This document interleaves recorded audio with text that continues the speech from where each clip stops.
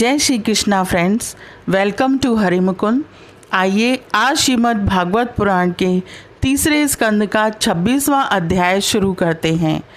इसमें श्री कपिल भगवान अपनी माता देवहूति को महद आदि भिन्न भिन्न तत्वों की उत्पत्ति का वर्णन बता रहे हैं।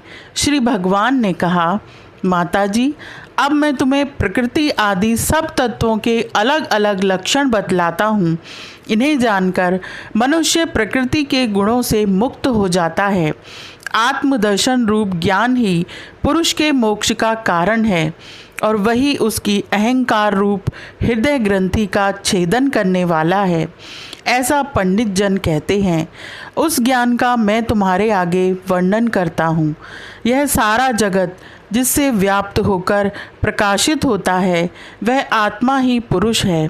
वह अनादि निर्गुण प्रकृति से परे अंतःकरण में स्फुरित होने वाला और स्वयं प्रकाश है। उस सर्वव्यापक पुरुष ने अपने पास लीला विलास पूर्वक आई हुई अव्यक्त और त्रिगुणात्मिका वैष्णवी माया को स्वेच्छा से स्वीकार कर लिया। लीला परायण प्रकृति अपने सत्व आदि गुणों द्वारा उन्हीं के अनुरूप प्रजा की सृष्टि करने लगी।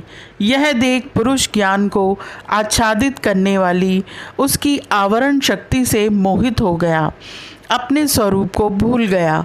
इस प्रकार अपने से भिन्न प्रकृति को ही अपना स्वरूप समझ लेने से पुरुष प्रकृति के गुणों द्वारा किए जाने वाले कर्मों में अपने को ही कर्ता मानने लगा। इस कर्तृत्व अभिमान से ही अकर्ता, स्वाधीन, साक्षी और आनंद स्वरूप पुरुष को जन्म मृत्यु रूप बंधन एवं परतंत्रता की प्राप्ति होती है। कार्य रूप शरीर, कारण रूप इंद्रिय तथा कर्ता रूप इंद्रिया अधिष्ठात्र देवताओं में पुरुष जो अपनेपन का आरोप कर लेता है, उसमें पंडित जन प्रकृति को ही कारण मानते हैं तथा वास्तव में प्रकृति से परे होकर भी जो प्रकृतिस्थ हो रहा है, उस पुरुष को सुख दुखों के भोगने में कारण मानते हैं। देवहूति ने कहा, इस विश्व के स्थूल सूक्ष्म कार्य जिनके स्वरूप हैं तथा जो इसके कारण हैं, उन प्रकृति और पुरुष का लक्षण भी आप मुझसे कहिए। श्री भगवान ने कहा, जो त्रिगुणात्मक, अव्यक्त, नित्य और कार्य कारण रूप है तथा स्वयं निर्विशेष होकर भी संपूर्ण विशेष धर्मों का आश्रय है, उस प्रधान नामक तत्व को ही प्रकृति कहते हैं।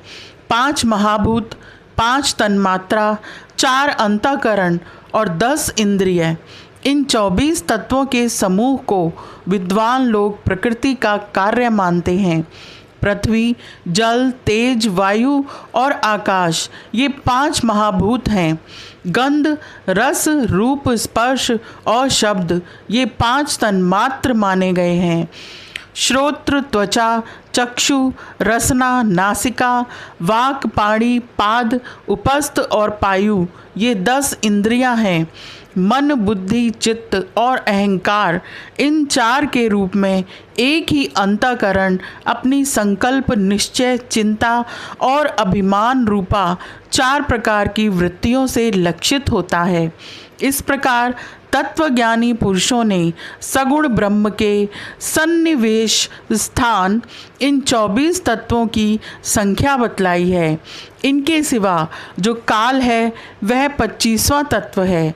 कुछ लोग काल को पुरुष से भिन्न तत्व न मानकर पुरुष का प्रभाव अर्थात ईश्वर की संहारकारिणी शक्ति बताते हैं, जिससे माया के कार्य रूप देह आदि में आत्मत्व का अभिमान करके अहंकार से मोहित और अपने को कर्ता मानने वाले जीव को निरंतर भय लगा रहता है।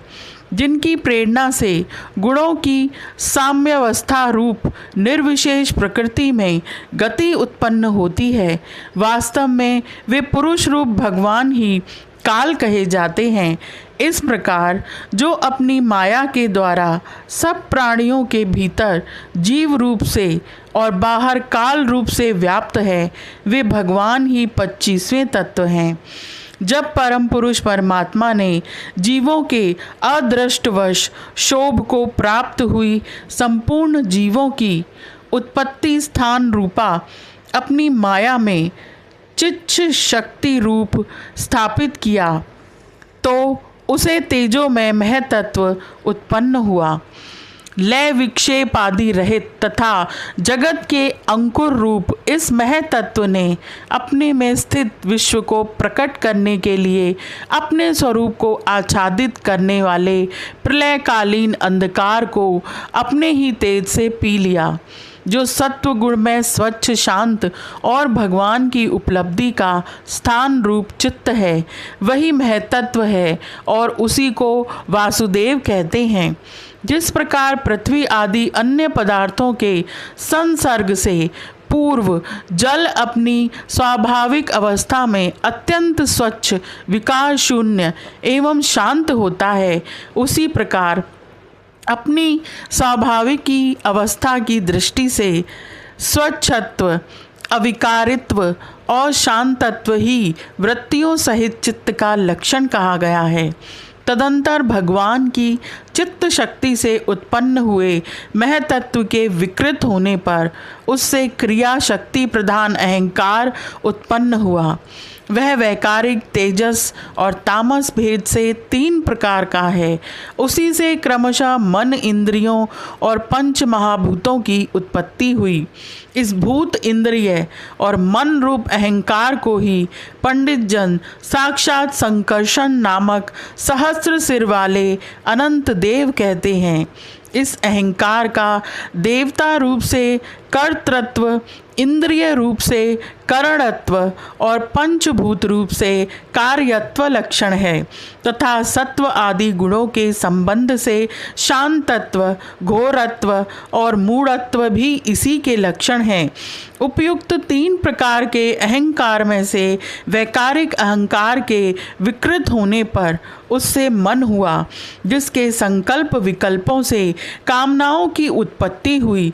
यह मनसत्व ही इंद्रियों के अधिष्ठाता अनिरुद्ध के नाम से प्रसिद्ध है। योगी जन शरतकालीन नीलकमल के समान श्याम वर्ण वाले इन अनिरुद्ध जी की शनय शनय मन को वशीभूत करके आराधना करते हैं। फिर तेजस अहंकार में विकार होने पर उससे बुद्धि तत्व उत्पन्न हुआ। वस्तु का स्फुरण रूप विज्ञान और इंद्रियों के व्यापार में सहायक होना, पदार्थों का विशेष ज्ञान करना, ये बुद्धि के कार्य हैं। वृत्तियों के भेद से संशय, विपरीत ज्ञान, निश्चय, स्मृति और निद्रा भी बुद्धि के ही लक्षण हैं। यह बुद्धि तत्व ही प्रद्युम्न है। इंद्रियां भी तेजस अहंकार का ही कार्य हैं। कर्म और ज्ञान के विभाग से उनके कर्मेंद्रिय और ज्ञानेंद्रिय 2 भेद हैं। इनमें कर्म प्राण की शक्ति है और ज्ञान बुद्धि की। भगवान की चेतना शक्ति की प्रेरणा से तामस अहंकार के विकृत होने पर उससे शब्द तन्मात्रा का प्रादुर्भाव हुआ। शब्द तन्मात्रा से आकाश तथा शब्द का ज्ञान कराने वाली श्रोत्रेंद्रियां उत्पन्न हुई। अर्थ का प्रकाशक होना, ओट में खड़े हुए वक्ता का भी ज्ञान करा देना और आकाश का सूक्ष्म रूप होना, विद्वानों के मत में यही शब्द के लक्षण हैं। भूतों को अवकाश देना, सबके बाहर भीतर वर्तमान रहना तथा प्राण, इंद्रिय और मन का आश्रय होना, ये आकाश के वृत्ति रूप लक्षण हैं। फिर शब्द तन्मात्रा के कार्य आकाश में काल गति से विकार होने पर स्पर्श तन्मात्र हुआ और उससे वायु तथा स्पर्श का ग्रहण कराने वाली त्वग इंद्रिय यानी त्वचा उत्पन्न हुई। कोमलता, कठोरता, शीतलता और उष्णता तथा वायु का सूक्ष्म रूप होना ये स्पर्श के लक्षण हैं। वृक्ष की शाखा आदि को हिलाना, तृण आदि को इकट्ठा कर देना, सर्वत्र पहुँचना, गंध आदि युक्त द्रव्य को घ्राण आदि इंद्रियों के पास तथा शब्द को श्रोतेंद्रिय के समीप ले जाना तथा समस्त इंद्रियों को कार्य शक्ति देना, ये वायु की वृत्तियों के लक्षण हैं। तदंतर देव की प्रेरणा से स्पर्श तन्मात्र विशिष्ट वायु के विकृत होने पर उससे रूप तन्मात्र हुआ तथा उससे तेज और रूप को उपलब्ध कराने वाली नेत्रेंद्रिय का प्रादुर्भाव हुआ। वास्तु के आकार का बोध कराना, गौण होना, द्रव्य के अंग रूप से प्रतीत होना, द्रव्य का जैसा आकार प्रकार और परिमाण आदि होना, उसी रूप में उपलक्षित होना तथा तेज का स्वरूपभूत होना, ये सब रूप तन्मात्र की वृत्तियां हैं। चमकना, पकाना, शीत को दूर करना, सुखाना, भूख प्यास पैदा करना और उनकी निवृत्ति के लिए भोजन एवं जलपान करना, ये तेज की वृत्तियां हैं। फिर देव की प्रेरणा से रूप तन्मात्र में तेज के विकृत होने पर उससे रस तन्मात्र हुआ और उससे जल तथा रस को ग्रहण कराने वाली रसनेन्द्रिय जिह्वा उत्पन्न हुई। रस अपने शुद्ध स्वरूप में एक ही है, किंतु अन्य भौतिक पदार्थों के संयोग से वह कसैला, मीठा, तीखा, कड़वा, खट्टा और नमकीन आदि कई प्रकार का हो जाता है। गीला करना, मिट्टी आदि को पिंडाकार बना देना, तृप्त करना, जीवित रखना, प्यास बुझाना, पदार्थों को मृदु कर देना, ताप की निवृत्ति करना और कूप आदि में से निकाल लिए जाने पर भी वहाँ बार बार पुनः प्रकट हो जाना, ये जल की वृत्तियाँ हैं। इसके पश्चात देव प्रेरित रस स्वरूप जल के विकृत होने पर उससे गंध तन्मात्र हुआ और उससे पृथ्वी तथा गंध को ग्रहण कराने वाली घ्राण इंद्रिय प्रकट हुई। गंध एक ही है, तथापि परस्पर मिले हुए द्रव्य भागों की न्यून अधिकता से वह मिश्रित गंध, दुर्गंध, सुगंध, मृदु, तीव्र और अम्ल आदि अनेक प्रकार का हो जाता है। प्रतिमादि रूप से ब्रह्म की साकार भावना का आश्रय होना, जल आदि कारण तत्वों से भिन्न किसी दूसरे आश्रय की अपेक्षा किए बिना ही स्थित रहना, जल आदि अन्य पदार्थों को धारण करना, आकाश आदि का अवच्छेदक होना तथा परिणाम विशेष से संपूर्ण प्राणियों के स्त्रीत्व, पुरुष तत्व आदि गुणों को प्रकट करना, ये पृथ्वी के कार्य रूप लक्षण हैं। आकाश का विशेष गुण शब्द जिसका विषय है वह श्रोतेंद्रिय है। वायु का विशेष गुण स्पर्श जिसका विषय है वह त्वग इंद्रिय है। तेज का विशेष गुण रूप जिसका विषय है वह नेत्रेंद्रिय है। जल का विशेष गुण रस जिसका विषय है वह रसनेन्द्रिय है और पृथ्वी का विशेष गुण गंध जिसका विषय है उसे घ्राणेन्द्रिय कहते हैं। वायु आदि कार्य तत्वों में आकाश आदि कारण तत्वों के रहने से उनके गुण भी अनुगत देखे जाते हैं। इसलिए समस्त महाभूतों के गुण, शब्द, स्पर्श, रूप, रस और गंध केवल पृथ्वी में ही पाए जाते हैं। जब महतत्व, अहंकार और पंचभूत ये 7 तत्व परस्पर मिल न सके, पृथक पृथक ही रह गए, तब जगत के आदि कारण श्री नारायण ने काल, अदृष्ट और सत्व आदि गुणों के सहित उनमें प्रवेश किया। फिर परमात्मा के प्रवेश से शुद्ध और आपस में मिले हुए उन तत्वों से एक जड़ अंड उत्पन्न हुआ। उस अंड से इस विराट पुरुष की अभिव्यक्ति हुई। इस अंड का नाम विशेष है। इसी के अंतर्गत श्री हरि के स्वरूप भूत 14 भुवनों का विस्तार हुआ। यह चारों ओर से क्रमशः एक दूसरे से 10 गुने जल, अग्नि, वायु, आकाश, अहंकार और महतत्व इन 6 आवरणों से घिरा हुआ है। इन सब के बाहर 7वां आवरण प्रकृति का है। कारण में जल में स्थित उस तेजोमय अंड से उठकर उस विराट पुरुष ने पुनः उसमें प्रवेश किया और फिर उसमें कई प्रकार के छिद्र किए। सबसे पहले उसमें मुख प्रकट हुआ, उससे वाक इंद्रिय और उसके अनंतर वाक का अधिष्ठाता अग्नि उत्पन्न हुआ। फिर नाक के छिद्र प्रकट हुए, उनसे प्राण सहित घ्राण इंद्रिय उत्पन्न हुई। घ्राण के बाद उसका अधिष्ठाता वायु उत्पन्न हुआ। तत्पश्चात नेत्र गोलक प्रकट हुए, उनसे चक्षु इंद्रिय प्रकट हुई और उसके अनंतर उसका अधिष्ठाता सूर्य उत्पन्न हुआ। फिर कानों के छिद्र प्रकट हुए, उनसे उनकी इंद्रिय श्रोत्र और उसके अभिमानी दिक् देवता प्रकट हुए। इसके बाद उस विराट पुरुष के त्वचा उत्पन्न हुई, उससे रोम, मूछ, दाढ़ी तथा सिर के बाल प्रकट हुए और उनके बाद त्वचा की अभिमानी औषधियाँ, अन्न आदि उत्पन्न हुई। इसके पश्चात लिंग प्रकट हुआ। फिर गुदा प्रकट हुई, उससे अपान वायु और अपान के बाद उसका अभिमानी लोगों को भयभीत करने वाला मृत्यु देवता उत्पन्न हुआ। तदंतर हाथ प्रकट हुए, उनसे बल और बल के बाद हस्त इंद्रिय का अभिमानी इंद्र उत्पन्न हुआ। फिर चरण प्रकट हुए, उनसे गति गमन की क्रिया और फिर पादेंद्रिय का अभिमानी विष्णु देवता उत्पन्न हुआ। इसी प्रकार जब विराट पुरुष के नाड़ियाँ प्रकट हुईं तो उनसे रुधिर उत्पन्न हुआ और उससे नदियाँ हुईं।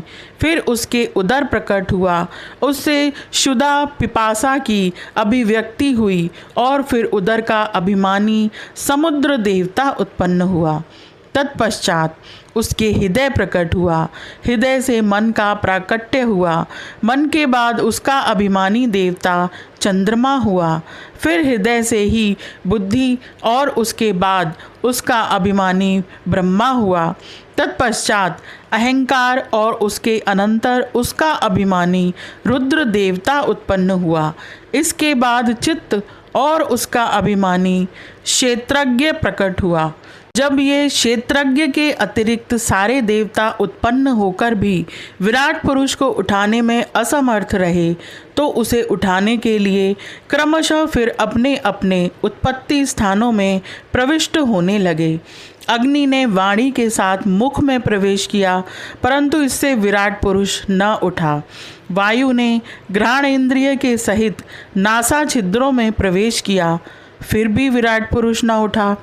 सूर्य ने चक्षु के सहित नेत्रों में प्रवेश किया, तब भी विराट पुरुष न उठा। दिशाओं ने श्रवण इंद्रिय के सहित कानों में प्रवेश किया, तो भी विराट पुरुष न उठा। औषधियों ने रोमों के सहित त्वचा में प्रवेश किया, फिर भी विराट पुरुष न उठा। मृत्यु ने अपान के साथ गुदा में प्रवेश किया, फिर भी विराट पुरुष न उठा। इंद्र ने बल के साथ हाथों में प्रवेश किया, परंतु इससे भी विराट पुरुष न उठा। विष्णु ने गति के सहित चरणों में प्रवेश किया, तो भी विराट पुरुष न उठा। नदियों ने रुधिर के सहित नाड़ियों में प्रवेश किया, तब भी विराट पुरुष न उठा। समुद्र ने क्षुधा पिपासा के सहित उदर में प्रवेश किया, फिर भी विराट पुरुष न उठा। चंद्रमा ने मन के सहित हृदय में प्रवेश किया, तो भी विराट पुरुष न उठा। ब्रह्मा ने बुद्धि के सहित हृदय में प्रवेश किया, तब भी विराट पुरुष न उठा। रुद्र ने अहंकार के सहित उसी हृदय में प्रवेश किया, तो भी विराट पुरुष न उठा। किंतु जब चित्त के अधिष्ठाता क्षेत्रज्ञ ने चित्त के सहित हृदय में प्रवेश किया, तो विराट पुरुष उसी समय जल से उठकर खड़ा हो गया। जिस प्रकार लोक में प्राण, इंद्रिय, मन और बुद्धि आदि चित्त के अधिष्ठाता क्षेत्रज्ञ की सहायता के बिना सोए हुए प्राणी को अपने बल से नहीं उठा सकते, उसी प्रकार विराट पुरुष को भी वे क्षेत्रज्ञ परमात्मा के बिना नहीं उठा सके। अतः भक्ति, वैराग्य और चित्त की एकाग्रता से प्रकट हुए ज्ञान के द्वारा उस अंतरात्मा स्वरूप क्षेत्रज्ञ को इस शरीर में स्थित जानकर उसका चिंतन करना चाहिए। यह अध्याय यहीं समाप्त होता है। आज के लिए इतना ही। Please like, share and subscribe my channel. Thank you.